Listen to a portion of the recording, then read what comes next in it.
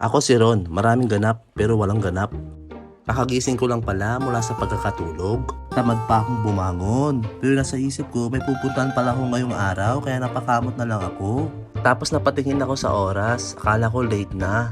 Pero sakto lang pala yung oras. Kung dapat na pala akong gumising dahil may pupuntahan ako ngayong araw. Opo, tama po, may pupuntahan po tayo ngayong araw. Bago po ako lumabas ng kwarto, chinek ko muna baka may email sa akin. Guys, wala pa yung mga in-apply natin, wala pa rin nag-email so maghihintay pa rin tayo ulit. Tsaga lang, darating din yung sa atin. Lalabas na tayo para kumain, para makapaghanda na. Para naman makaalis na po agad tayo. Tapos paglabas ko may manok, ay hindi pala sa amin to. At ako'y nagre-ready na para makaalis na. Sinecheck ko muna kung ano yung magandang outfit sa akin. Tapos medyo onte bago umalis. Bali paalis pa lang ako nito. Paglabas ko parang meron akong nakalimutan kako. Naalala ko yung pinaka-importante para sa lahat. Kaya tayo aalis dahil dito, itong pesa na to. So wala na akong iisipin pa dahil kompleto na. Dito kailangan i-check kung ano yung mga dapat dalhin para hindi na pabalik-balik pa. Halos di ko na mabuhat yung motor ko, sobrang bigat. Para sa mga rider na katulad ko, ugaliing may gloves tsaka helmet. Para lagi tayong safe kasi ang disgrasya hindi natin alam kung kailan tatama yan. So ito, aalis na ako. Pinagbukas ako ni Mother kaya maraming salamat Mother. Pagkatapos ng ilang minuto, nandito na po tayo sa Kalasyaw, sa may Yamaha. Halos katapat ng nito si Guanzon at ang katabi niya is yung Senior Tesoro College.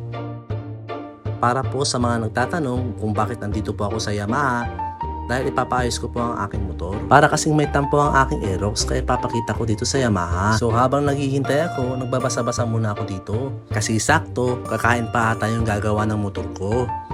Habang naghihintay po ako, may narinig ako sa likod ko na nandyan daw si Jowo Motovlog. So ito, inakit na po ang aking motor. Dahil pag umaandar yung Aerox ko, namamatay siya bigla sa daan. Ayan, binaklas na yung Aerox ko. Tapos ito pala yung may problema sa kanya, ito talaga. Pagkatapos po ng ilang oras, gawa na po ang ating motor. Wala na akong iisipin sa kanya, pwede na siyang pang rides. Bago tayo umuwi, dumaan muna ako sa gas station na Sea Oil sa may Kalasyaw. So mga kaalog, tama nga yung chismis na narinig ko kanina sa likod ko. Nandito nga yung sikat na vlogger, si Jowa Motovlog. So ako naman, lumapit ako sa kanya, hindi ko na pinalagpas. Humingi na rin tayo ng sticker at nagpa-shoutout na rin dahil isa sa mga idol ko to. Alok TV at special shoutout natin. Siyempre, pupuntahan natin lang yung vlog. Bago pala tayo umuwi, bigla akong nagutom kaya dumaan muna ako kay Jollibee. Dito yan sa may Kalasyaw din. Pagkapasok ko, umorder agad ako ng pagkain ko. Shoutout kay ate. Sabi ko, rice, hindi french fries. Tara mga kaalog, kain po tayo. Sabi nga po nila kaalog, malayo pa pero malayo na.